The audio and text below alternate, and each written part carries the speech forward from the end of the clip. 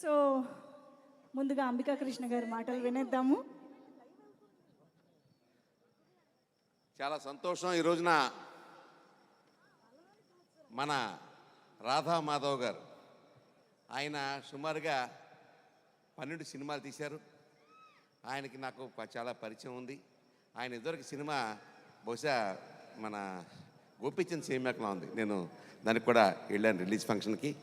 ఇవాళ cinema industry ఎలాగుందంటే cinema తీయటం ఒక ఎత్తు అయితే దాన్ని ప్రమోషన్ చేయడం ఒక ఎత్తు అయిపోయింది. ప్రమోషన్ కనుక ఎమోషన్గా చేయలేకపోతే డిమోషనే మిగిలిపోతుంది. చాలా కష్టం సినిమా ఇండస్ట్రీని. నేనంటాను మన వాళ్ళందరూ ఏం చేస్తున్నారంటే సినిమా అంతా అయిపోయిన తర్వాత ప్రమోషన్ మొదలు పెడుతున్నారు. కానీ అలా కాదండి. దయించి నిర్మాతలందరికీ కూడా, నేను కూడా నిర్మాతగా చెప్తున్నాను, ప్రమోషన్ అనేది సినిమా నడుస్తూ ఉండంగానే మొదలు పెట్టాలి. దానికి ఉదాహరణ సంక్రాంతికి వస్తున్నాం సినిమా. నిన్న మన అనిల్ రావుపూడి అప్పుడే ప్రమోషన్ మొదలు పెట్టేశాడు మన చిరంజీవి గారి సినిమాకి, మన నయనతారతోటి. నేను అనేది ఏంటంటే ఎప్పుడో కాకుండా సినిమా నడుస్తున్నప్పుడే ప్రమోషన్ మొదలు పెడితే కానీ అది జనాల్లోకి వెళ్ళదు. ఇవాళ ఇండస్ట్రీ తాలూకా పరిస్థితి ఎలా ఉందంటే రేపు 1వ తారీఖున సినిమా థియేటర్ని మూసేయాలి, మాకు పర్సంటేజీలు రావాలి అని కొత్త నినాదం తీసుకొచ్చారు. అసలు మూసేయాలంటే ఎప్పుడా మూసేసే ఉన్నాం మేము థియేటర్లో. ఏ హాలు కూడా సంవత్సరం పాటు సినిమా ఆడిన రోజు లేదు. ఇండస్ట్రీ అలా అయిపోయింది. ఓటీటీ దెబ్బ, ఆడియో దెబ్బ, వీడియో దెబ్బ, టీవీ దెబ్బ ఏదో తెలియదు.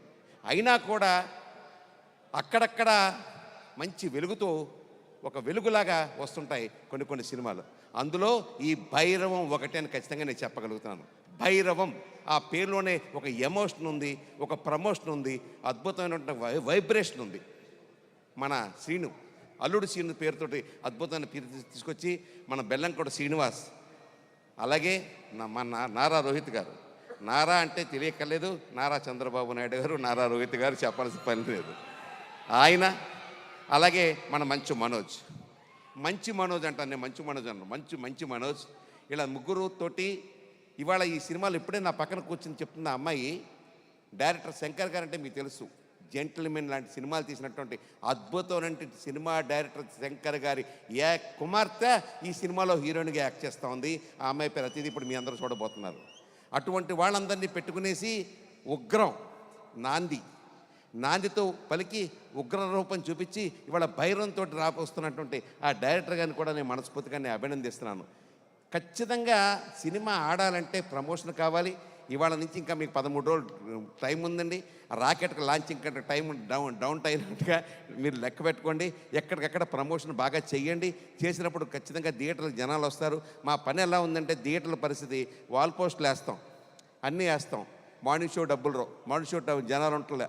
అలాంటి పరిస్థితుల్లో ఇంత బ్యాడ్ టైంలో మళ్ళీ ఈ సినిమాకి ఇండస్ట్రీకి ఊపిరిపోయడానికి ఈ ముగ్గురు హీరోలతో వచ్చే సినిమా అద్భుతమైనటువంటి విజయం సాధించాలని చెప్పి నేను మనస్ఫూర్తిగా కోరుకుంటూ మళ్ళీ మా రాధా గారికి మరొకసారి నేను ధన్యవాదాలు చెప్పుకుంటూ I wish all the best again and again. అలాగే మా మినిస్టర్ గారు, సినిమాటోగ్రఫీ మినిస్టర్ గారు, నేను సినిమాటోగ్రఫీకి ఎఫ్డీసీ చైర్మన్గా కూడా చేశాను. ఈ సినిమాలో ఉన్న కష్టాలేంటో నష్టాలేంటో అన్నీ తెలుసు. ఇందాకే నాకు ఒక సభలో మా నాన్నగారి శత జయంతి ఉత్సవాలు జరుగుతున్న వైమెత్యాల్లో అక్కడ సభలో అనౌన్స్ చేశారు, నంది అవార్డ్స్ ఇస్తామని చెప్పేసి. గట్టిగా అందరూ చప్పట్లు కొట్టండి. నంది అవార్డులు మర్చిపోయాం మనం. సినిమాకి నంది అవార్డులు ఇస్తామని చెప్పి మినిస్టర్ గారు మాట ఇచ్చారు. ఆ దిశగా ఆయన ప్రదర్శించవలసిగా నేను కోరుకుంటూ మా సినిమా ఇండస్ట్రీ అందరికీ కూడా నంది అవార్డులు ఇవ్వండి. ఎందుకంటే తెలంగాణలో ఆల్రెడీ ఆయన ఏదో గద్దర్ అవార్డులు ఏదో ఇస్తున్నారు, మనం కూడా నంది అవార్డు ఇస్తే చాలా బాగుంటుందని చెప్పి నేను కోరుకుంటూ మరొక్కసారి ఈ సినిమా గ్రాండ్ సక్సెస్ అవ్వాలని చెప్పి మనస్ఫూర్తిగా కోరుకుంటూ మీ అందరికీ ఒకటే రిక్వెస్ట్, డబ్బులు ఇచ్చి టికెట్ కొనుక్కుని సినిమా చూడండి. Thank you. Super sir, thank you so much అండి. ఇప్పుడు మినిస్టర్ గారిని మాట్లాడవలసిందిగా రిక్వెస్ట్ చేస్తున్నాము.